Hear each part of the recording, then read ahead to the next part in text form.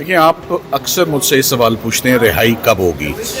मैं ये कहता हूँ रिहाई तब होगी जब इस्लामाबाद हाई कोर्ट चाहेगा। ये मेरे ना चाहने से इसका जो है वो, मुझे तो अब ये खदशा है कि आप लोगों ने बहुत जल्द ये सवाल मुझसे डाल देना है कि आप तो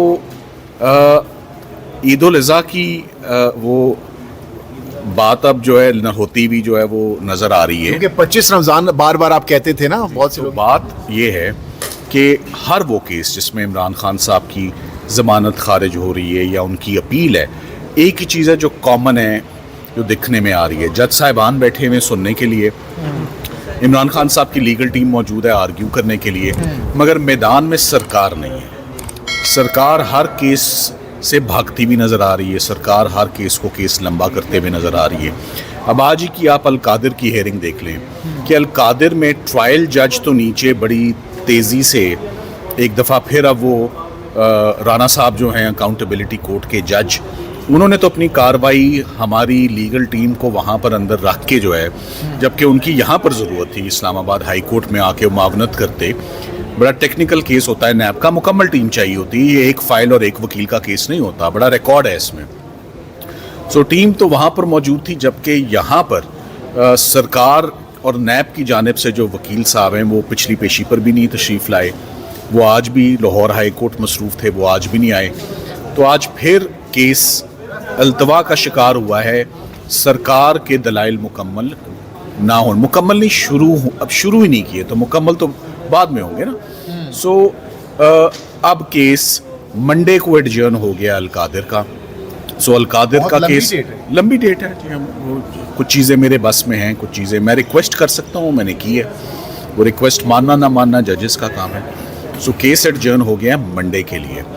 दूसरी तरफ साइफर का केस, अब तकरीबन कुल मिला के 14 हेयरिंग्स हो चुकी हैं। 22 से 24 घंटे इस्लामाबाद हाई कोर्ट इस केस को सुन चुका है, बड़े तहम्मुल से सुन चुका है, और मेरा ख्याल है अब चीज़ें बिल्कुल क्लियर और वाज़ेह हैं।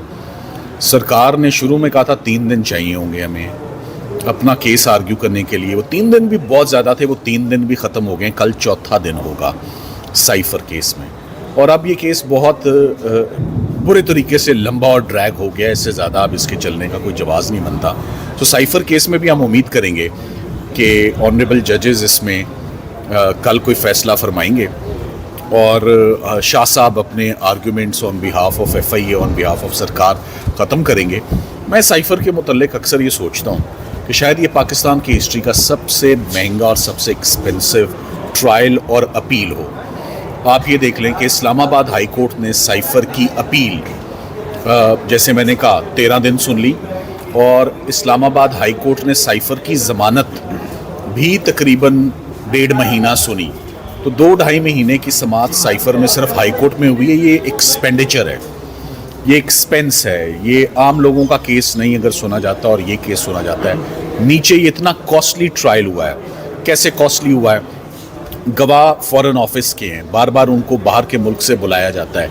3 दफ़ा गवाहों को बाहर से बुलाया गया और एग्जामिन किया गया क्योंकि जज साहब ने गलतियां की हैं।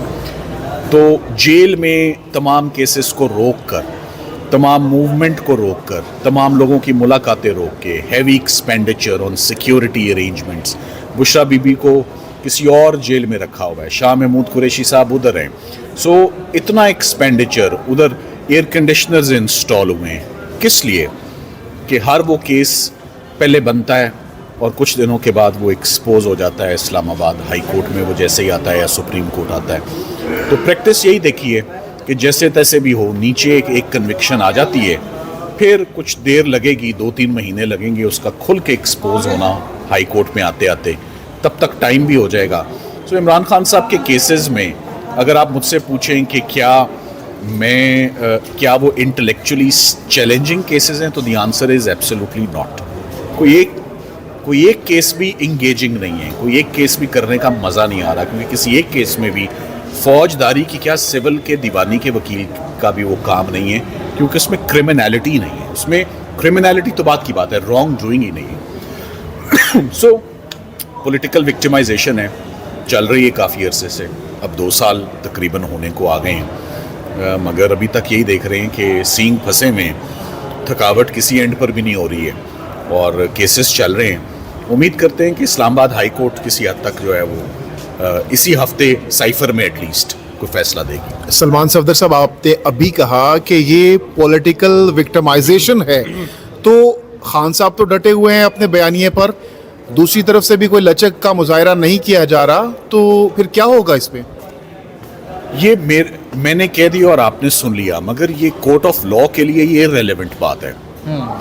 بالکل یہ اس کا کوئی دور دور تک یہ جملہ, آپ کو میں یہ بتا دوں کہ جب میں سائفر کیس آرگیو کر رہا تھا تو میں نے کہا پولیٹیکل وکٹمائزیشن کا کیس ہے, تو آنریبل مسٹر جسٹس میاں گول حسن نے کہا تھا کیسے ثابت کرو گے کہ یہ پولیٹیکل وکٹمائزیشن ہے. میں نے کہا وہ جو اچھا سوال تھا جج صاحب کا, اور میں نے کہا کہ سر یہ مشکل ہے, مگر آپ مختلف کڑیاں ملائیں تو یہ پولیٹیکل چھوڑ دیتے ہیں ہم پولیٹیکل وکٹمائزیشن.